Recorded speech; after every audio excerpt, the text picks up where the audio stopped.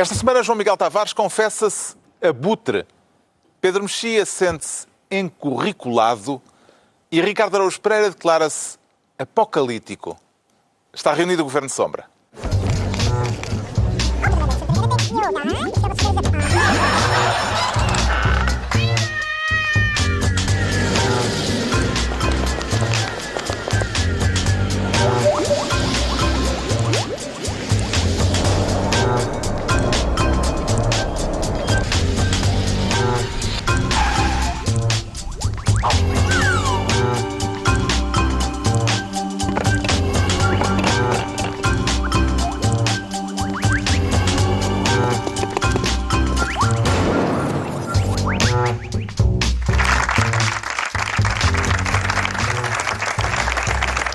Ora viva, sejam bem-vindos no final da primeira semana com Lula da Silva na prisão.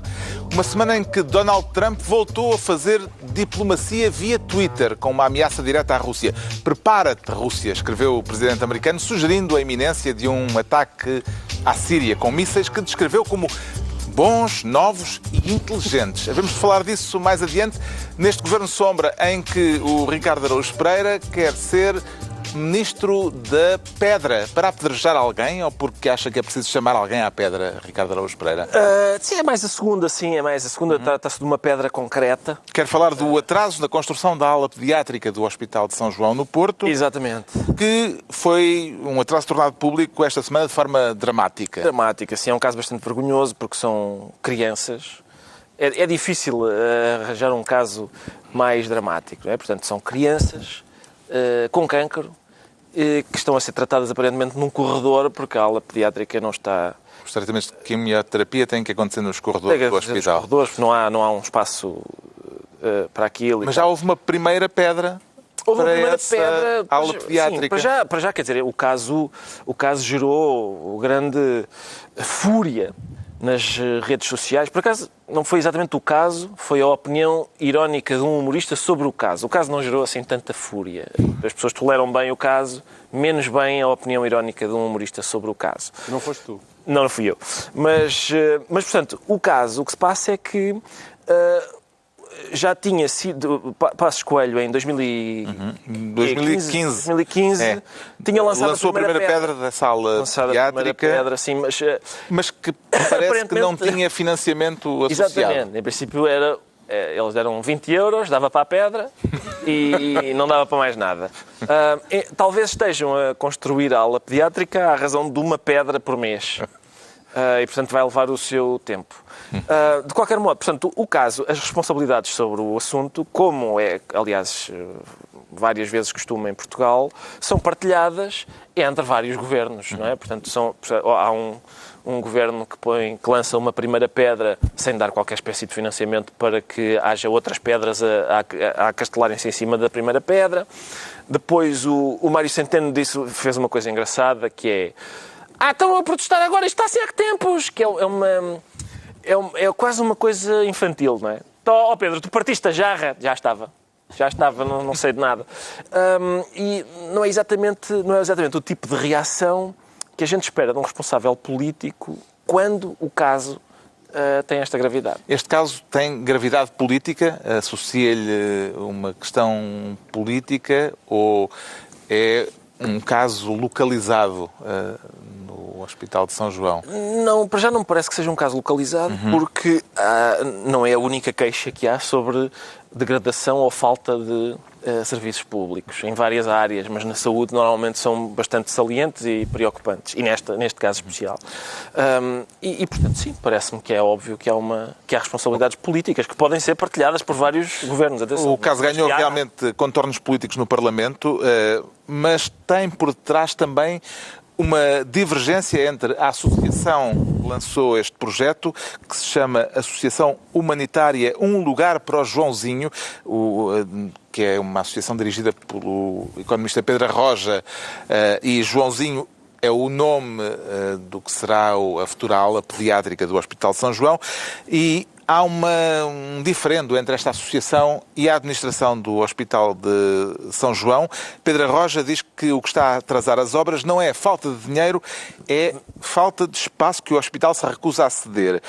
Isto vem ilibar de algum modo o Ministro das Finanças neste processo, João Miguel Tavares? Não, isso não vem todo, até porque Pedro Rocha acaba por se queixar também deste governo, no sentido... Ele queixa-se de toda a gente, inclusive é do Presidente da República, diz que exato. Mandou cartas pedir audiências ao Presidente da República e o Presidente da República nunca lhe respondeu. Mas ao menos aliás, não é um esganiçado. Não, e foi muito agradável, aliás, não é? Ele disse que só estava à espera, não é? Sim, aliás, Pedro Rocha diz que Marcelo, e agora vou citá-lo, deve estar à espera que morram crianças no Hospital de São João para ele depois vir cá dar uns beijinhos aos pais. É sempre aquela sensibilidade particular de Pedro Rocha que nós conhecemos de outras ocasiões. Agora, na verdade, Pedro Rocha culpa em parte este governo, porque ele dizia que aquilo estava a avançar, mas foi quando o governo foi alterado, é que a administração do Hospital de São João não desimpediu uma aula, porque implicava que um outro serviço fosse para instalações provisórias, a administração não quis e, portanto, a obra não pôde avançar. Mas a própria descrição da maneira como Pedro Rocha queria fazer a obra é uma daquelas suas criatividades que nós muitas vezes também conhecemos quando ele fala sobre a economia, e não é muito diferente da descrição que o Ricardo estava a fazer de hoje pomos uma pedra e outra pedra amanhã, porque era um bocadinho assim que ele queria fazer aquela obra. Ele tem 1,5 milhão de euros, mas quando aquilo começar a ser construído, só tinha conseguido vem o resto do dinheiro. Exatamente, ele só tinha 1 milhão de euros, então queria que com esse 1 milhão de euros começasse a obra, convenceu umas construtoras a fazer aquilo, passo a passo, mas imagino que é facto já querer pôr a sociedade civil a funcionar, que é como é evidente, que se nós em Portugal estamos à espera que a sociedade civil funcione, é evidente que o hospital só ia estar pronto em 2222. Mas também é preciso dizer a favor dos responsáveis por isto, que sabendo como são os empreiteiros, não é implausível que o empreiteiro tenha dito: olha, eu ponho-lhe uma pedra agora e ponho a outra em 2018 mas foi mais ou menos assim. Agora, é evidente que isto não é libar ao ministro, e Mário Centeno foi o Mário Centeno sonso, não é? É uma personagem que ele desempenha bastante bem, e foi o Mário Centeno sonso que apareceu, primeiro porque continuar a dizer em 2015 eles fizeram isto. Pega lá, está bem, mas 2015 foi há 3 anos. É que às vezes este governo esquece que é 2018. As eleições são para o próximo ano. Não é que este governo tenha tomado posse anteontem e pudesse dizer realmente eu tomei posse anteontem e isto estava uma confusão. Não, passaram 3 anos. E mais do que isso, supostamente os 22 milhões estão lá inscritos. E supostamente os 22 milhões já estão aprovados. Sim, a administração disse que o dinheiro já está alocado, acho que é assim que se diz. Exato. Que é o que acontece por todo o país. Aquela obra, mas que falta a autorização. Falta a assinatura de Mário Centeno, que é o que acontece pelo país inteiro. Está toda a gente, todos os hospitais estão a nadar em dinheiro, mas estão com uma escassez enorme de assinaturas de Mário Centeno. Com uma escassez enorme. E isso, evidentemente, são as típicas cativações. Não é só o Joãozinho, é a Manelinha, é a Mafaldinha. São imensos por todo o país, evidentemente. Isto envolve crianças e, portanto, as pessoas ficam especialmente sensibilizadas. Mas a Catarina Martins disse ainda esta semana uma coisa com graça, que é: para Centeno brilhar, não podemos deixar que os serviços públicos fiquem às escuras. Mas a verdade é que não há dinheiro para iluminar as salas todas. Não há. Se o foco está em cima do Centeno, lamento, depois não há dinheiro para o Joãozinho. Essa tem sido a história de Portugal nos últimos anos, o que faz com que sejam os brilharetes, não é? Os famosos brilharetes não se fazem sem custos, como é evidente. Gasta-se o dinheiro a aumentar os médicos e também os enfermeiros, que bom, mas depois não há dinheiro para o Joãozinho. Vê este caso como um caso específico, Pedro Mexia, ou como um caso emblemático?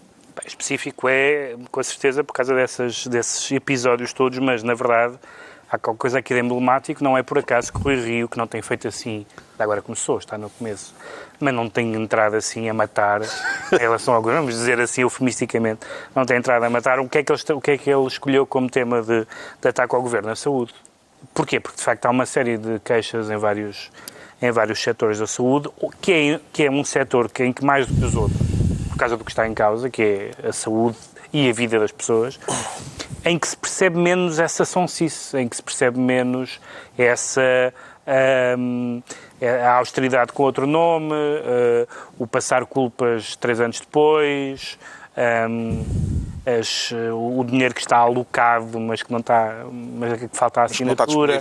E nessas matérias, quer dizer, se há alguma matéria em que todos nós, em que parece evidente que deve ter prioridade sobre outros investimentos públicos, a saúde, pelas razões evidentes, é uma delas. E, portanto, uma coisa são os contornos deste caso, outra coisa é que foi detectado claramente, até por Rui Rio, neste caso até por Rui Rio, que a saúde é um dos pontos fracos do Governo e em que nós percebemos que as pessoas dizem, bom, é muito injusto dizer que as cativações são iguais à austeridade. No resultado final é a mesma coisa. É muito diferente, mas o resultado final é igual. Portanto, uma coisa que pode ser uma barbaridade do ponto de vista teórico, mas para as pessoas que precisam do dinheiro e que não há, quer dizer, há duas maneiras horríveis de uma pessoa não ter os serviços a que o Estado está obrigado por falta de verba. Não sei qual delas é que é mais horrível, que é dizer o Estado não tem dinheiro para si, ou o Estado tem aqui dinheiro, mas não o pode usar. Não sei se há um ganho extraordinário de conforto. Isto acaba por ser striptease contabilístico, não é? Porque o que se diz é, não, há dinheiro, ainda, só que podes ver, é como quando a gente vai ao banco e está lá, saldo contabilístico, 2 milhões de euros, disponível. Já lhe aconteceu? 4 euros, não, por acaso é raro. Por acaso é raro. É raro, mas acontece haver uma... É que eu até tinha um colapso se uma coisa dessas. E mesmo que já tivesse acontecido, já alguém se tinha encarregado de o levar. Basta ele receber um cheque de 2 milhões de euros, o cheque ainda não está realmente à ordem, está contabilizado, mas não está disponível. É possível. Se for do Centeno, é provável que nunca fique disponível. Se for do Centeno, está à espera da Há uma história que acho que é como nas aventuras do livro do Marco Polo, que é a história de alguém que se queixa de que alguém come a sua refeição com o cheiro que vem da outra casa e a pessoa se queixa disso e então o juiz... E o juiz dá como castigo que ele seja indemnizado com o som do dinheiro. Em vez de lhe dar o dinheiro, ele ouve só o som. E é o que estas pessoas estão a ouvir o som. Temos aqui, está aqui, não podemos usar. Agora não se pode usar. Entregamos ao Ricardo Araújo Pereira a pasta de Ministro da Pedra. Agora, João Miguel Tavares quer ser, por esta semana, Ministro da Minoria Absoluta. Isso existe, João Miguel Tavares? Então existe, claro. Não fui eu que inventei. A expressão foi usada esta semana por Mariana Mortágua, a deputada do Bloco de Esquerda, numa crónica, num artigo de jornal, creio que no Jornal Notícias, e surge como uma espécie de aviso ao Governo. Era a intenção dessa crónica, desse artigo de Mariana Mortágua. Será isto o pronúncio de uma crise política na geringonça? Não, eu não diria uma crise política. Ela dizia que não há governos de minoria absoluta. O que é um facto, não é? Como a lembrar, olha que nós temos aqui muita importância. Mas eu não diria que é uma crise, um arrufo. É um pequeno arrufo. Mas este parece assim um bocadinho mais esticado do que outros anteriores. Sim, parece um bocadinho mais esticado, embora eu tenha dúvidas que vá dar a algum lugar. Aliás, está aqui uma grande confusão a propósito do Pacto de Estabilidade, porque o Bloco de Esquerda está muito, e o PCP, estão muito descontentes pelo facto das finanças públicas portuguesas estarem melhores do que aquilo que tinha ficado combinado.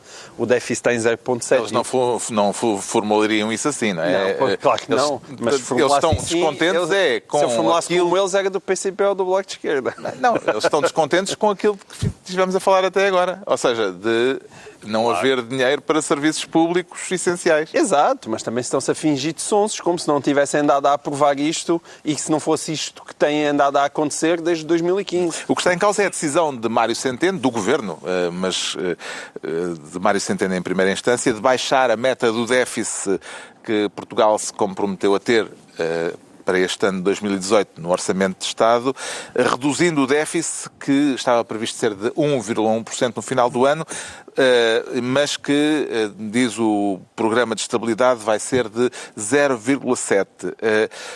O que deixou o Bloco e o Partido Comunista muito zangados, descontentes, porque achavam que esse dinheiro que vai ser retirado ao investimento público para fazer este bom resultado no déficit devia estar a ser injetado. O problema é que, teoricamente, não vai. O Governo argumenta, e a meu ver com alguma razão, dizendo, mas esperem aí, nós não fizemos medidas adicionais, não tomámos medidas adicionais para chegar a este 0,7. Nós fizemos tudo aquilo com que nos comprometemos com a oposição, simplesmente o país está a crescer, o desemprego está a diminuir mais do que nós esperávamos, portanto, o país em si, o próprio Governo o Estado a coletar mais dinheiro e, portanto, os resultados são melhores, não é? E isto é também um bom argumento da parte do Governo. Mas o que é que se passa? Eu esta semana cunhei é uma coisa que eu faço de vez em quando, é cunhar. Eu cunhei o conceito de vaca mista, que é o seguinte. Nós muitas vezes dizemos que andamos em tempos de vacas magras e depois também dizíamos que andávamos em tempos de vacas gordas. Mas Mário Centeno inventou, e parece-me que inventou com um golpe de gênio assinalável, com sorte, mas com gênio, esta ideia que nós vivemos em tempos de vacas mistas. O que é a vaca mista? A vaca mista não é uma vaca bem constituída, que não é gorda nem é magra. Não é isso. É uma vaca... Não é uma vaca sequer intermédia, como dizia aqui alguém do público. Não. É uma vaca que consegue ser simultaneamente gorda ou magra, consoante a maneira que nós olhamos para ela. É a vaca de Schrödinger. Exatamente, é a vaca de Schrödinger. Alguém me dizia que eu devia ter chamado a vaca de Schrödinger, mas é exatamente isso, é a vaca de Schrödinger. Mas aliás, porque eu tenho um trauma após a minha passagem pelo Instituto Superior Técnico, eu deixo o Schrödinger de lado e fica a vaca mista. E essa vaca mista é uma vaca extremamente útil ao governo, porque consegue entalar simultaneamente o PSD e os partidos à esquerda. Porque se os partidos à esquerda vêm protestar e dizer estas vacas são magras, vem António Costa e Mário Centeno e diz, não, peguem lá, mas temos aqui as reposições. Temos aqui a sobretaxa do IRS, que já se foi embora, repusemos os rendimentos, os reformados estão a ganhar um bocadinho mais, vamos descongelar as carreiras. E eles podem dizer, não, aqui está uma vaca bem bujuda. A seguir vem o PSD e diz, mas o que é isto? É uma vergonha? Está-se a viver acima das possibilidades? Como é que isto é? O país não aguenta. Vem Mário Centeno e vem António Costa e apresenta-lhes a vaca magra. Não. Está aqui esta magnífica vaca esquelética que baixou o déficit como nunca se viu. Reparem como a Europa está contentíssima e tivemos aqui uma capacidade de fazer cativações como nunca se viu em democracia. E também é verdade. Portanto, o António Costa e o Mário Centeno conseguem dar simultaneamente argumentos para eu estar aqui a dizer isto está mal e eu tenho razão, posso apontar coisas que estão mal ao governo, em parte isso é verdade, mas se vier o Ricardo Araújo Pereira defender o governo, aquilo que ele está a dizer estranhamente não é mentira. Ou seja, ele pode defender também o governo com boas razões. E esta diferença de foco e de iluminação, esta capacidade de saltar para a vaca magra e para a vaca gorda em simultâneo, deixa os partidos sem argumentos. Deixa os partidos sem argumentos. E, portanto, por um lado, isso faz com que o Rui Rio esteja com uma vida difícil e passeie mudo pelo país, ninguém o ouve, mas depois o Bloco de Esquerda e o PCP, quando vêm fazer este fim-capé, eu acho que é realmente um arrufo. Nunca vai levar a uma ruptura séria. Porque como o governo está com uma popularidade alta e aparentemente os portugueses estão a gostar disto, é evidente que não é 1 ano e meio das eleições que o Bloco de Esquerda e o PCP vão arriscar de repente uma ruptura violenta com o governo que vai entregar uma maioria absoluta nas mãos do António Costa. Prefere o leitinho da vaca magra ou da vaca gorda? Eu, antes de mais nada, quero saudar o João Miguel Tavares pela sua metáfora vacum. É muito raro o gado vacum estar ao serviço da análise política. Então havia a vaca voadora. Então, a vaca assim, tem uma velha tradição. Mas tu levaste mais longe, acho eu. Tu explicaste muito bem o que se passa. Embora eu não tenha a certeza que seja... Eu acho que o que acontece é o seguinte. O Centeno diz, a vaca está magrita, para negociar com os partidos à sua esquerda. Mas ele já sabe que a vaca está grávida de uma vitela. Porquê? Porque o boi do crescimento económico... Acho que no gado vacum diz-se prenha. Está prenha. O boi do crescimento económico cobriu a vaca. E por isso a vaca está, enfim, a recuperar, está assim bem constituídazinha, não sei o quê, mas o Centeno já sabe que tem uma vitela, mas não diz nada ao Bloco e ao PC. E diz, isto é um chatice e tal. É o único que tem o teste. Exato, chega ao fim, nos resultados lá da execução orçamental, ele diz, olha, uma vitela. Eu a pensar que eram gases da vaca E afinal estava pranha. E, portanto, por isso é que os partidos à esquerda estão com algum mal perder, porque, pelos vistos, havia uma folgazinha, e toda a folgazinha num país como o nosso... É para transformar em bife. Exatamente, num país como o nosso, onde há fominha, convém que, se há de uma ou duas picanhas aí à solta... Daqui a pouco estão a falar de vacas sagradas. Eu aposto que o Pedro não vai abandonar a metáfora do gado vacum. Porque é um homem sério. Porque é sério, sim. Vamos escutar. Pedro Mexia? Há perguntas? Não há uma pergunta? Não, neste caso estava à espera de ver se havia um desenvolvimento da metáfora. Mas não havendo, será que estamos perante o primeiro round do orçamento, do combate do orçamento, agora com este programa de estabilidade que o Governo aprovou e que desagradou tanto ao PC e ao Bloco? Tem havido uma série de amus, não foi só isso. Quer dizer, é muito engraçado porque estamos perante um comportamento do Governo e do Ministro das Finanças. Houve uma série de amus. Estás a ver? Se tivesses dito que havia uma série de amus, tinhas feito uma ligação perfeita. Acho que é uma oportunidade que lamentavelmente perdeste. Fica o desafio na tua intervenção. Fica o desafio, hei de mugir até ao fim do programa. Ou, em alternativa, usares a palavra chambão. As onomatopeias nunca entram no seu raciocínio. É muito engraçado ver o Governo ser usado contra o Governo, dizerem há vida para lá do déficit. Isso tem graça, já ouvimos esta história.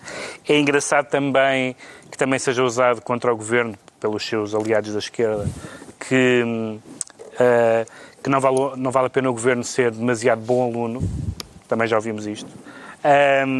E também é muito engraçado, esta semana vinha um perfil da experiência portuguesa na revista Economist, e que acabava de uma forma muito engraçada. Enfim, a revista Economist é reconhecidamente uma revista politicamente liberal, mas acabava de uma forma irónica esse artigo em que falavam com o Primeiro-Ministro e descreviam a situação e diziam assim: uma das razões pelas quais, embora a esquerda está a correr mal em todo lado, menos em Portugal, a razão pela qual o governo de esquerda em Portugal está a correr bem é porque não é lá muito de esquerda. Isto era assim que acabava o artigo.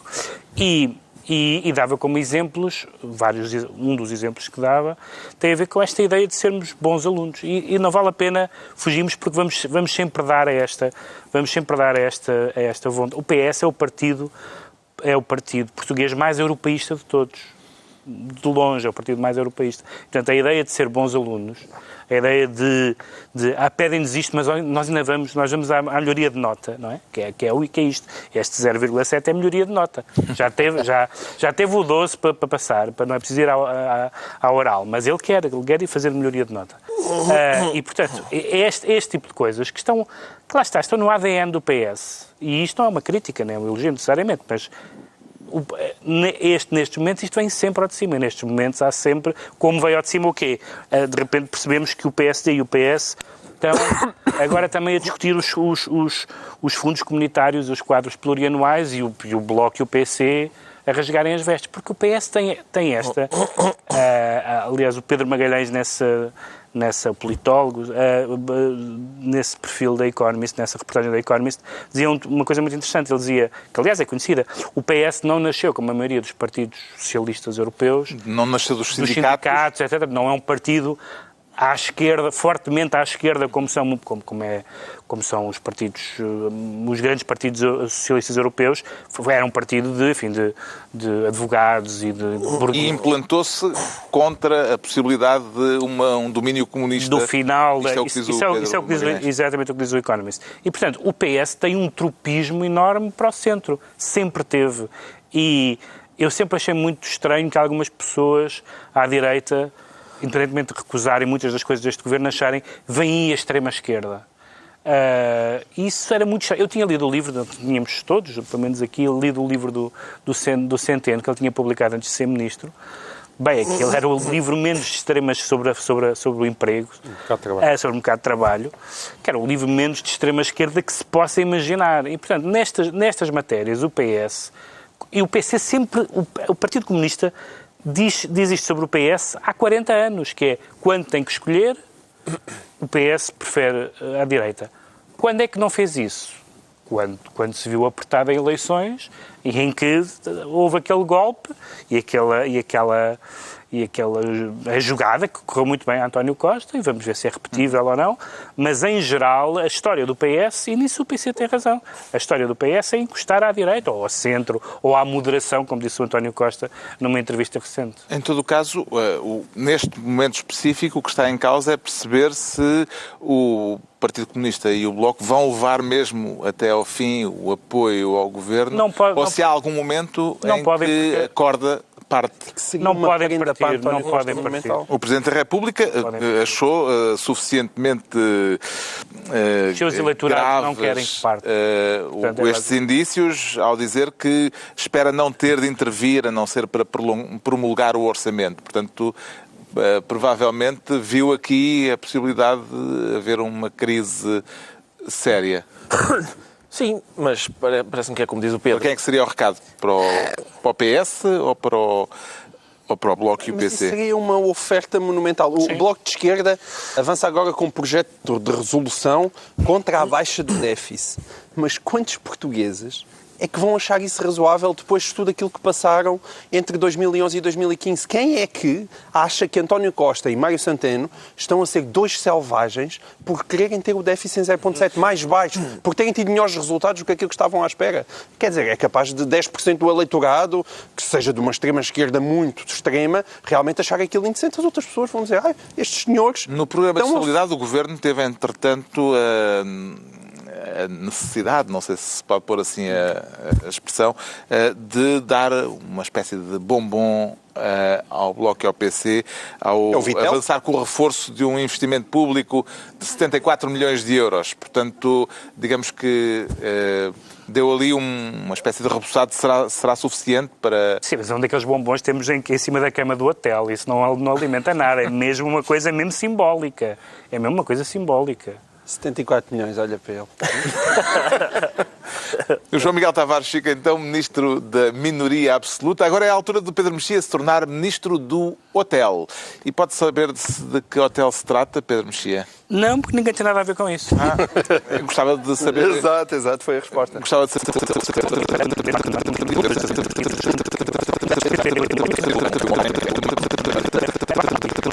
Atrapalhado, pelo menos eu não vi as horas todas, mas vi vários resumos alargados, que foi quando um senador lhe perguntou, Sr. Zuckerberg gostaria de partilhar connosco em que hotel é que ficou ontem, e ele ri-se, engasga-se, não estava à espera daquela pergunta, que não estava nas suas declarações preparadas, nas suas conversas com advogados, na sua tour de desculpas ao mundo, e fica e diz, não, realmente não, mas... E essa pergunta, sendo uma pergunta muito básica, até quase anedótica, está na origem do problema, que é um problema anterior a este problema concreto que o Facebook atravessa neste momento, por causa da Cambridge Analytica e por causa dos dados e da eleição do Trump.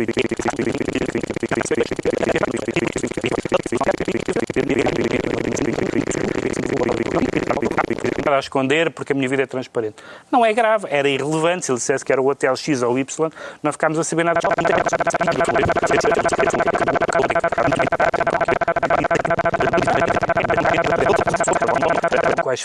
Qual foi o trabalho que ele fez a posteriori de garantir, de recuperar, etc. Portanto, foi muito titubeante, pediu desculpas ao mundo todo. Justamente, ele apareceu com uma série de pedidos de desculpas. O meia-culpa pareceu-lhe sincero ou tático, Pedro Mexia? Bem, tático é evidentemente porque há a questão bolsista e há a questão das pessoas que estão a sair do Facebook e tal, que podem não ser ainda muitas para os milhões de aderentes que tem, mas que enfim que são um sinal.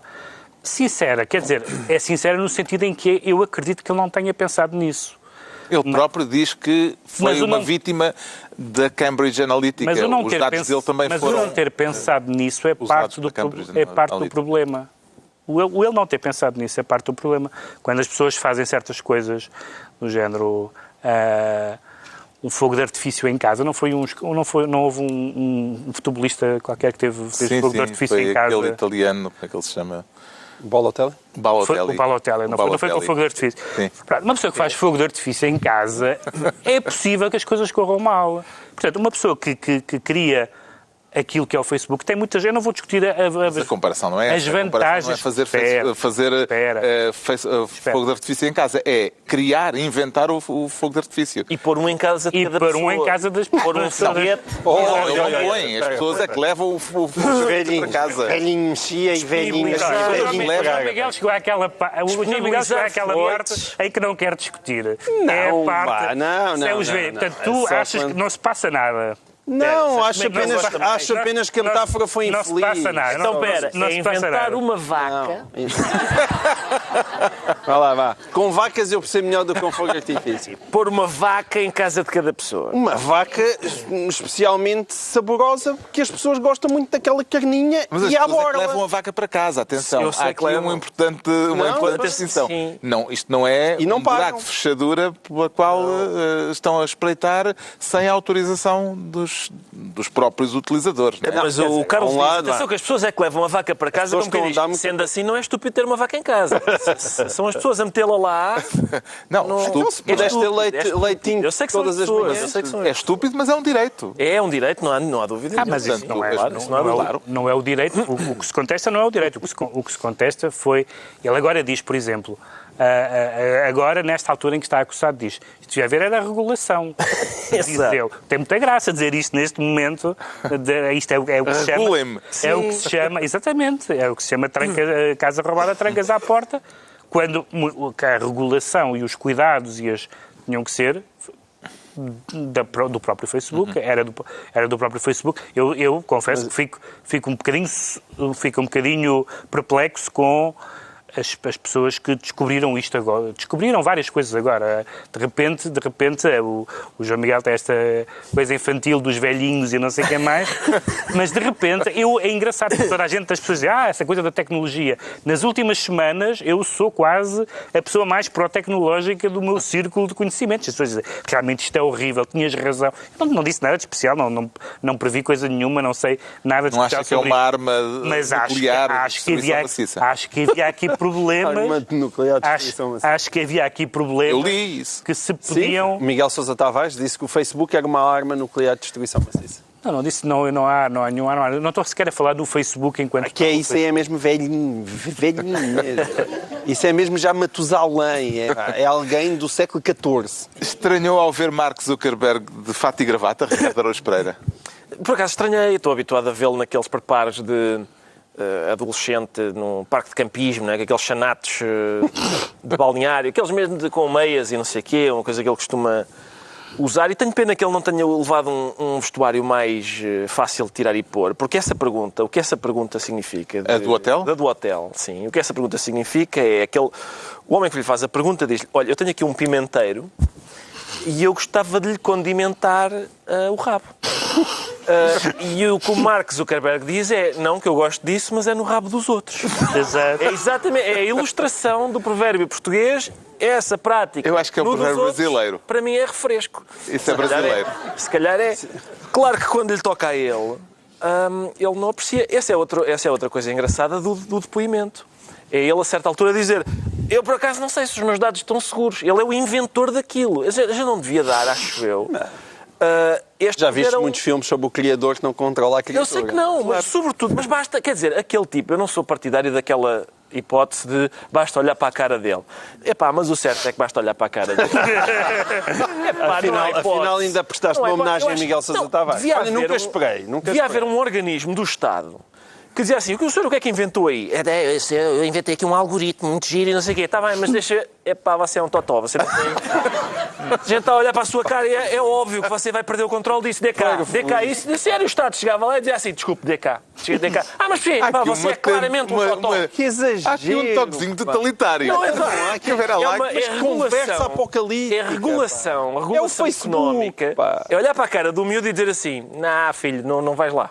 A sério. Como se viu. A gente não confia em ti. Devias ser o papá do Mark Zuckerberg. Ele estava a crescer e tu... Oh filho, és um choninhas. Não. Epá, está bem os inventado. Sim, computadores. senhor, inventaste aí um algoritmo. Mas agora ok. manda fora. Agora, não é manda fora, dá isso a quem? A uma pessoa que não seja choninha. Estás a perceber? Um comitê, uma coisa qualquer que tome conta disso. Toma lá, fica pá. Ouve lá, vai jogar à bola ou assim. É isso? Acredita que depois disto alguma coisa mudará no Facebook ou a criatura já se tornou de facto mais poderosa que o Criador, João Miguel Tavares? Quando isso acontece, o que é que se faz? É preciso regular a criatura, mas não é preciso o discurso apocalíptico. Evidentemente, há aqui uma coisa que nasceu, que não existia antes, que é nova, que foi um sucesso planetário, que tem realmente um poder imenso, que a própria pessoa que o criou nunca imaginava que chegasse onde chegou. É claro que temos que ter cuidado com os dados, com a maneira como são partilhados.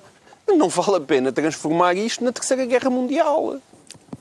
É ridículo. Ou seja, o gajo que inventou a faca é capaz de ainda estar a ser acusado de todos os... É só dizer, ok, há exageros, há falhas, regule-se. É para isso que serve o Estado. Há muita gente quando diz que eu sou liberal e digo é preciso regular isto, dizem, é liberal e agora queres regular. Sim, claro que sim. Um liberal não acha que o Estado não deve existir. O Estado desempenha um papel, idealmente um papel forte, e intervém quando é preciso. E, portanto, se o Facebook não está a agir dentro das regras, intervém e é preciso regular, regula-se, mas sem esta conversa de Mad Max. Está? Quer dizer, amanhã o mundo vai acabar e nós vamos todos voltar à Idade da Pedra por causa do Facebook. Não estou a dizer que és tu. Não estou a dizer que és tu. Tu estás assim, parece uma pessoa com um frúnculo e tu dizes, isso passa. No dia seguinte tem a cara toda feita de... Isso não é nada. Tu não consegues dizer, há um problema gigante Não, mas aqui. eu consigo dizer, não é gigante. Eu disse há um problema, mas há uma diferença em dizer, olha, essa tua cara está uma desgraça, vai ao médico, ou então, essa tua cara está uma desgraça, eu tenho aqui uma motosserra. Não é uma motosserra, mas não é dizer assim, esse frúnculo cresceu um bocadinho. Está com 2 metros agora. Está bem, mas não é que seja aquela coisa que vai fazer com que o mundo acabe. É só isso. Sim, há muita gente. Tu próprio disseste. Perante o mundo acaba. Um moderado hoje em dia. Perante a expressão o mundo acaba, toda a gente é um moderado, naturalmente. Vacas, furúnculos e o apocalipse. Pedro Mexia fica assim, ministro do hotel, e estão atribuídos os ministérios por esta semana. Agora o João Miguel Tavares sente-se abutre. Já cá faltavam uns abutres depois das vacas. A pairar sobre carne fresca, João Miguel Tavares? Não. A pairar sobre carne que já está um bocadinho putrefacta. Isso é como é próprio dos abutres. Isto dos abutres tem um alvo concreto, não é? Tem. Quem são os abutres desta história? Não, os abutres, atenção, a carne, neste momento, a carne putrefacta é Bruno Carvalho, sem ofensa. Sem ofensa? Não, sem ofensa. Sem ofensa, muito bom. Sem ofensa, porque eu vou defender Bruno Carvalho. As velhas da aldeia dos meus avós diziam, salve seja. Não, mas é verdade. Nós aqui até nos poupamos um bocadinho de criticar excessivamente Bruno Carvalho, porque, como toda a gente sabe, somos do Benfica e tal. Então, eu tento explicar às pessoas que estão nas tintas para isso, quando se trata de discutir Bruno Carvalho e os seus tiques totalitários, a maneira como ele queria que os sportinguistas deixassem de ler jornais e ver canais de televisão, que isso nada tinha a ver com clubismo. Eu andei aqui a dizer isso. Ninguém acreditava em mim, mas vocês lembram-se disso, não é? Vocês lembram-se disso. E agora, de repente, os sportinguistas descobriram que Bruno Carvalho é uma personagem pouco recomendável. E são esses os abutres? E é isso que eu não consigo. E são esses os abutres. Porque as coisas que eu ouvi, parece que, de repente, estava ali a Santinha da Ladeira e, de repente, não, é um demónio. Não é a Santinha da Ladeira. Estávamos todos enganados. Eu fico completamente parvo com isso, ao ponto de eu dizer, se calhar Bruno Carvalho até tem alguma razão. Ele no meio daquilo, se calhar quem tem menos desculpa, porque ver Jaime Marta Soares, de repente, a dizer as piores coisas de Bruno Carvalho, José Maria Ricciardi chega e realmente, que vergonha. Agora o senhor parece que está doente. Descobriu toda a gente. Ele não está bem. Torres Pereira, que foi vice-presidente de Bruno de Carvalho e que o ano passado deixou a direção, garante que toda a gente diz que o presidente do Sporting está muito doente. Exato. Toda a gente diz, mas... Embora haja pelo menos um médico que, quer dizer, ele diz que estava em burnout. Estava em burnout. Sim, o cirurgião Eduardo Barroso disse que ele estava em burnout. Mas apoio, não é? Mas ele só ficou super doente após a primeira mão em Madrid, em que depois, desta vez, decidiu embirrar com os jogadores. Eu já tinha embirrado com todo o mundo, de facto faltavam os jogadores. Quando chegou aos jogadores, as pessoas dizem, ai meu Deus. O que é que explica o poder que Bruno Carvalho ganhou, adquiriu, com essas características de conflitualidade que ele tem? O poder explica-se porque o Jaime Marta Soares e os Richards desta vida tiveram todos caladinhos até agora e pareciam que estavam a gostar muito. E é isso que eu não consigo perceber. Ouviu-se vindo da plateia uma pessoa dizer sim. Obrigado.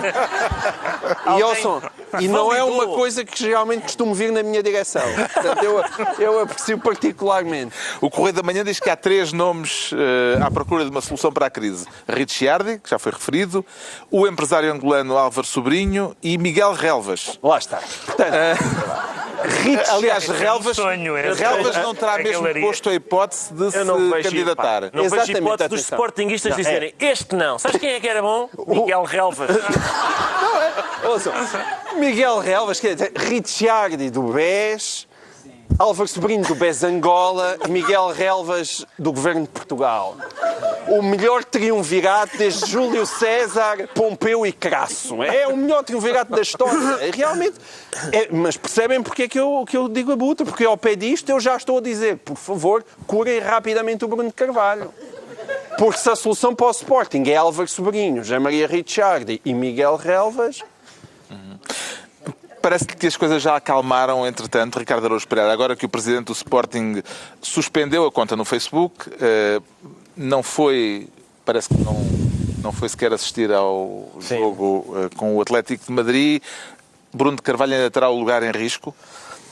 É possível que tenha, porque nós temos dito aqui, eu acho que o Bruno Carvalho sempre recusou essa hipótese, mas eu acho que era uma hipótese bastante plausível, que era a gente olhava para o Bruno Carvalho e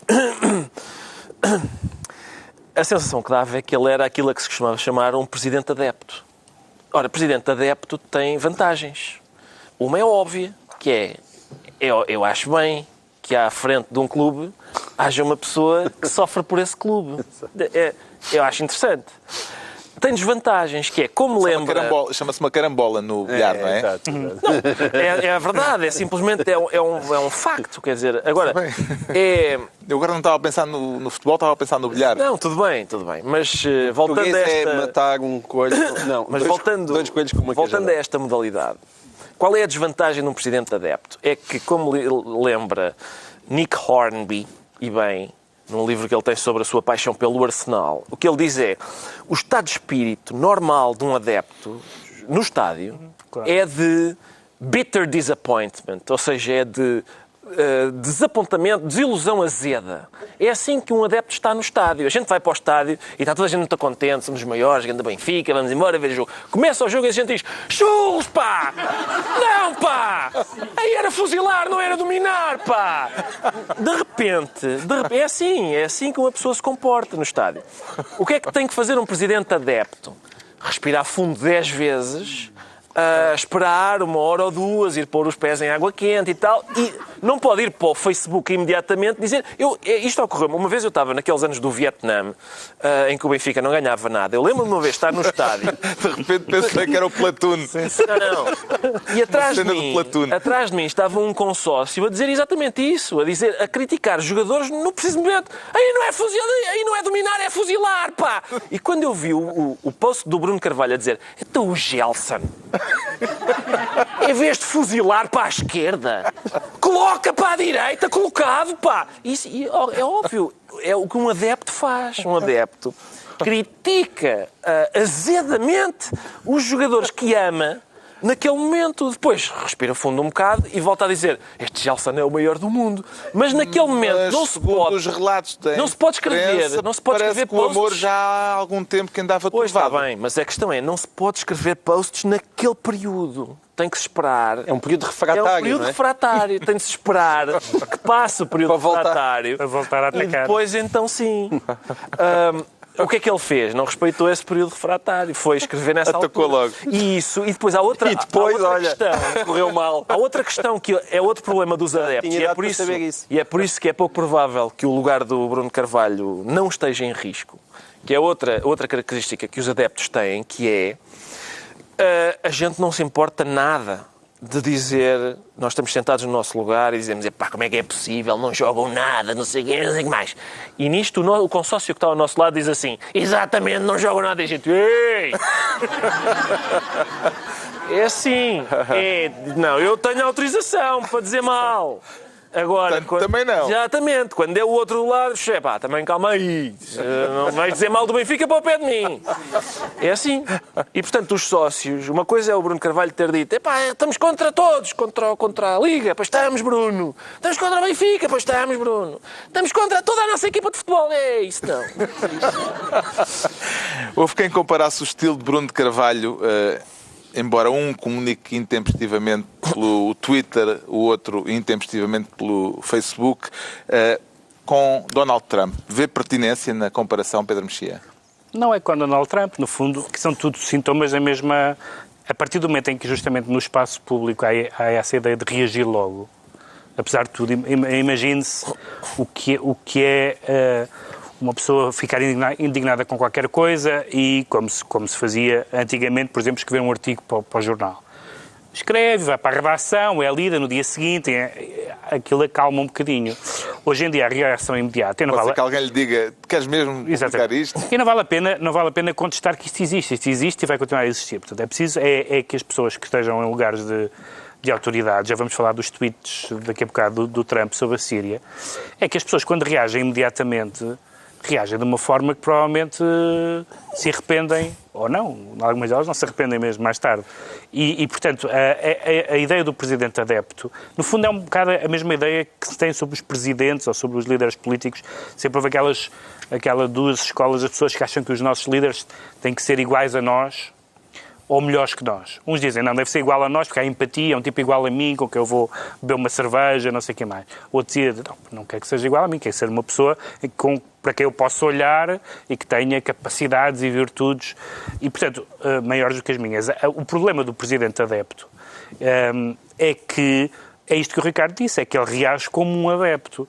E ao reagir como um adepto, perde muitas das características, digamos assim, presidenciais, mesmo que sejam presidenciais de um clube, que é ter uma certa autoridade, uma certa ponderação, uma certa respeitabilidade.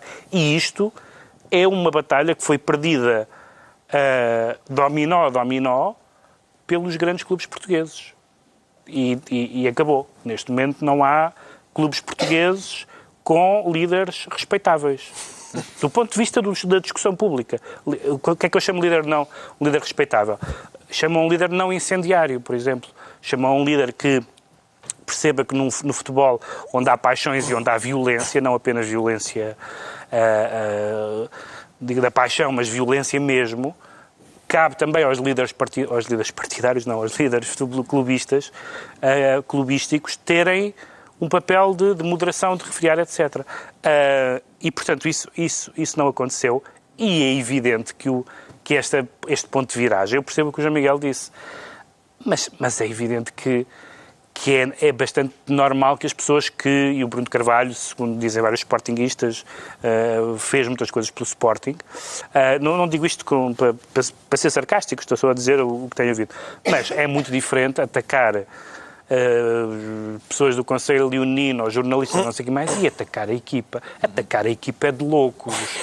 Atacar a equipa não faz sentido nenhum em nenhum clube do mundo. E, portanto, eu também percebo que haja pessoas que tenham defendido... Foi a gota d'água. Tenham defendido Bruno Carvalho. Porque há uma questão que é por causa dessa troika, possível troika de sucessores, não é? De futuros dirigentes do Sporting. Houve um determinado modelo no Sporting que aparentemente se esgotou, que não deu bons resultados nem desportivos nem financeiros, que foi a dos dirigentes das elites. Aristocratas, sim. Não é? E o Sporting, sempre houve pessoas do Sporting, não digo o Sporting, pessoas do Sporting, que falaram muito a questão de ser um clube de certa forma aristocrático, etc. E, de facto, o Bruno de Carvalho também aparece como apareceu o Marinho Pinto na Ordem dos Advogados, como um candidato contra as elites, não é? Que as elites, que afinal não tinham feito esse trabalho quanto a isso. E eu não tenho nada contra isso, até porque não sou do Sporting, nem a favor, não tenho nada com esse assunto. Mas apesar de tudo, há regras de comportamento e por isso é bom que a seguir falemos do Trump no alinhamento. há regras de comportamento que a gente vê e diz, não, isto é demais, isto é um exagero, mesmo as pessoas que o E foi o escrevem. caso.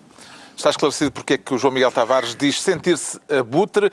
Quanto ao Ricardo Araújo Pereira, declara-se apocalíptico. E como é que encara a possibilidade de virmos a saber do fim do mundo pelas redes sociais, Ricardo Araújo Pereira? Com grande desagrado. Estava à espera de um... Há uma expressão Isso que é o o... preocupa, uma vez que não tem Não Facebook, tenho Facebook, não tem mas acho Twitter. pindérico a gente saber do fim do mundo pelas redes sociais. Há No aquela seu caso, vai expressão- saber do mundo, do fim Sim, do mundo, por mais alguém que tarde. tenha redes sociais. Não, Sim. quer dizer, Sim. o fim do mundo chega-lhe mais tarde. Em princípio não é mau, mas há aquela expressão fim do mundo em cuecas, que eu nunca percebi o que era, mas esta hipótese do fim do mundo em tweets, o Trump, de facto, escreveu os tweets sim, a dos dizer... tweets do presidente americano, anunciando... Há uma Talvez essa expressão que é expressão. assim, fim do mundo em Fim do mundo em cuecas. cuecas. Mas enfim, eu também... Não sei o que é que cheguei a- acontece, não sei o que é que acontece. Não, Mas são o Trump lisboetas, escreveu uns tweets fanfarrões a dizer... um aviso aos russos, ainda por Já- cima, era dirigindo-se aos russos, aliados de Assad, na Síria, dizendo que está a planear bombardear a Síria. O canal diplomático não lhe pareceu, portanto, adequado. Não, quer dizer, anunciar esse tipo de coisas por Ele só tem um canal, claramente. via tweet, eu E parecia receio... que estava a falar da sua nova namorada, não é? Quando falava dos mísseis, não é? Prepara-te, Bom, Rússia, sim. porque eles vão chegar bons, novos e inteligentes. Não é? Tenho uma boa, nova e inteligente. Sim.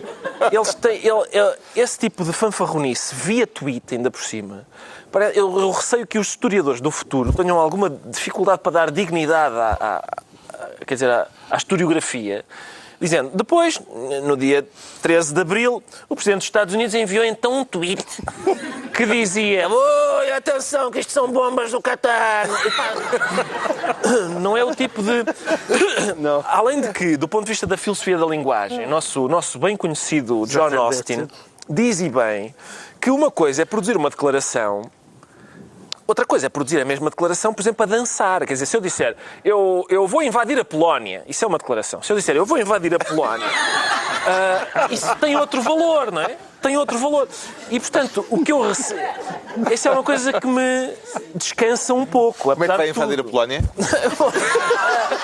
O que me descansa um pouco é isso, é que eu espero que uma declaração destas, uma declaração de clima de pré-Guerra Fria, uma vez que é feita no Twitter, nesses termos, em princípio não vale ao mesmo que outras declarações. O tweet de Donald Trump teve sequência porque, creio que 1 ou 2 dias depois, ele voltou ao Twitter para dizer que a ideia não é para já, nem é para já, nem é para mais logo.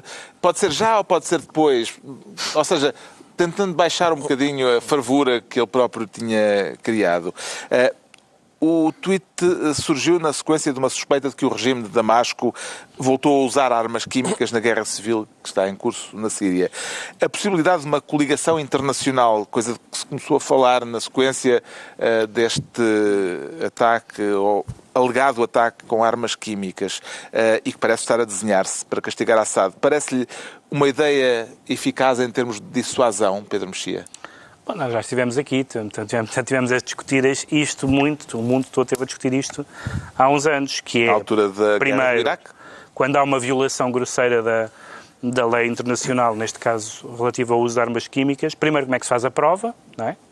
E tem havido uma discussão até sobre outras questões, como foi o caso do envenenamento do ex-espião russo, etc. Portanto, estas questões dependem todas de prova e todos nos lembramos das polémicas à volta da prova na guerra do Iraque. E, portanto, isso é uma coisa bastante melindrosa. E depois, a questão é que ninguém verdadeiramente sabe responder. Ok, prova-se que alguém, por exemplo, usou armas químicas. O que é que se faz? No mundo ideal seria, digamos assim, um exército da comunidade internacional. O exército do bem que vai lá. Na verdade, tem sido sempre 3 ou 4 países que têm força militar, nomeadamente os Estados Unidos, a Inglaterra e a França, às vezes. Aparentemente a França agora, Macron está bastante empenhado nisto, que, enfim, não são bem a comunidade internacional, são quando muito as potências ocidentais, não é? Que têm um historial recente de se meterem em grandes trapalhadas. Não foi assim há tanto tempo. E isto tudo é a história sabida. Só que no meio disto tudo há um problema muito grande, que é, lá no meio está a Rússia. E a Rússia, neste momento, está em todo lado. Está no poder económico, está na interferência nas eleições, está na anexação, na invasão dos Estados vizinhos. E fazer tiro ao Assad e fazer tiro ao Putin não é bem a mesma coisa, em termos de gravidade e de escalada. E quando Donald Trump diz, ele que tem sido tão acusado, e provavelmente com razão, de ser amigo da Rússia, e diz, estamos no momento mais grave desde o tempo da Guerra Fria, de relações com a Rússia, eu acho que estas coisas já tinham que ser pensadas 10 vezes, têm que ser pensadas 100 neste momento. Aliás, há este episódio recente do espião russo Justamente. que foi envenenado e que, num primeiro momento, os ingleses disseram ter sido envenenado seguramente pelos russos, que havia provas disso. Depois, as provas parece que não são assim tão definitivas. Em que medida é que isto mina a credibilidade do Ocidente no braço de ferro com a Rússia, João Miguel Tavares? Bom, o veneno chama-se Novichok. E eu a ver os filmes do James Bond, se o veneno se chama Novichok, evidentemente é russo. Isto é a opinião que faltava. Assim, sei lá, agora se fosse, sim. sei lá, da Coreia do Norte, chamava-se Novichang, ou uma coisa assim, mas não Novichok. Agora, sei lá, eu não... Se queres opiniões fundamentadas sobre se o veneno não há de ser russo ou não, telefonamos aqui aos Zé Milhazes. Não, a questão Zé Milhazes, é acho que até de vez em quando vê o programa. Um abraço. Provavelmente... Um abraço para ele, dos GMS, um abraço de todos nós. Sim, sim. As barbas do João Miguel Tavares estão a caminho. Pois estão, sim, senhor. Tu fazes a voz de Zé Milhazes e eu trago as barbas. Comentámos e a partir aqui a daí, prudência do dominamos governo. a geopolítica dos países Mas lados. é que nós comentámos aqui a prudência do governo português, com que o governo português abordou este caso, ao não expulsar os diplomatas russos, e estes novos desenvolvimentos vieram dar razão. Claro, então não vieram dar razão a Não? Augusto Santos Silva, porque eu tenho a certeza que foi o SIS que foi ter com Augusto Santos Silva, ele disse assim, aquele Novichok, aquilo não me parece russo. Aquele Novichok deve ir do outro lado. Acredito mesmo nisso. Por amor de Deus. O Augusto Santos Silva deixou de expulsar diplomatas russos por causa da consistência das provas que vinham da Grã-Bretanha. É um comentário. Pronto. Então fica o comentário. Saltamos já para os decretos, porque já não temos tempo, e o Pedro Mexia decreta bufaria. Bufaria, porque parece que houve um escândalo, está a haver um escândalo na Academia Nobel. Porque bufaria enquanto substantivo e não enquanto forma verbal. Sim, do verbo... Não é o... Sim, exatamente, tens razão. Seja como for, não é... É só uma precisão linguística. O nível do programa já está pelas ruas da amargura. Mas há um duplo escândalo. Um tem a ver com um caso...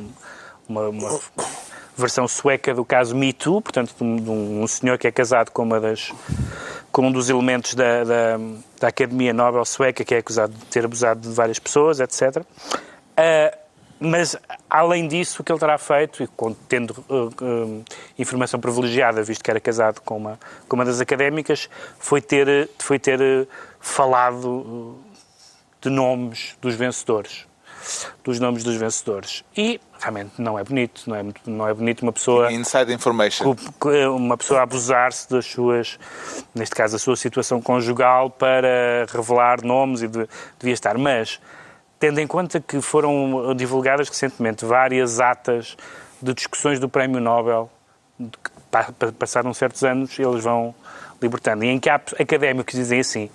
Não, esse senhor é um grande escritor, mas tendo em conta as opiniões políticas dele, como o meu voto não contam. Isto é muito mais escandaloso. E, portanto, o Prémio Nobel tem décadas de um historial que está agora a ser conhecido, porque havia algumas suspeitas que eles faziam isso. Diziam, não, claro que não, aquilo é só literatura. E não, nós temos hoje mesmo as conversas. Não, esse senhor não vota no meu partido. Nunca será um grande escritor. E isso é muito mais escandaloso. O João Miguel Tavares decreta ser... Estávamos a falar de suecos, mas é ser finlandês, neste caso. Ser finlandês, exatamente. Os finlandeses são os tipos extremados, porque imaginem o que é que eles acham. Eles acham, tendo assinado em tempos um acordo com Portugal para os finlandeses que viviam cá não serem duplamente tributados na Finlândia e em Portugal, eles agora acharam uma péssima ideia devido às fantásticas leis portuguesas pós-reformados, com massa, os finlandeses nem sequer serem tributados na Finlândia nem em Portugal. E a Finlândia acha mal, porque acha isso extremamente injusto para os seus pobres reformados de lá. E vai daí, andam zangados à séria com o governo português, porque dizem esta situação não pode ser. Vejam bem, os finlandeses são os tipos tramados. E, portanto, isto já foi retificado, porque aparentemente... Eles devem tributar à bruta, ainda por cima. Devem tributar à bruta, já foi retificado, porque aparentemente o governo português cedeu nisso, mas foi retificado, mas ainda não foi ratificado. Reparem. Falta a assinatura. Falta a assinatura do Centeno, mais uma vez. O Centeno é um fuinha das assinaturas. Ele não assina nada. É um homem que não dá autógrafo. Nada. Não dá autógrafo. O Ricardo Araújo Pereira, que dá autógrafo, Tem medo que sejam... decreta bola de baba mentirosa. Bola de baba mentirosa. Foi mais um momento de sentido de Estado de Donald Trump, que disse que foi uma honra demitir o antigo diretor do FBI porque ele era uma bola de baba mentirosa. A bola de baba mentirosa, pelo seu lado, escreveu, entretanto, um livro sobre o seu contacto com Donald Trump, em que a certa altura o descreve como mais baixo do que eu estava à espera, que é muito interessante, tinha uma gravata demasiado larga, também bem observado, com 2 meias-luas brilhantes debaixo dos olhos em resultado do bronzeado artificial cor de laranja. E portanto, é política americana ao mais alto nível. Eu estou já a escavar um bunker para mim Para o apocalipse. e a comprar latas de conserva, sim. Está concluída assim mais uma reunião semanal, de 2 a 8 dias, à mesma hora, à hora do costume, novo Governo Sombra, Pedro Mexia, João Miguel Tavares e Ricardo Araújo Pereira.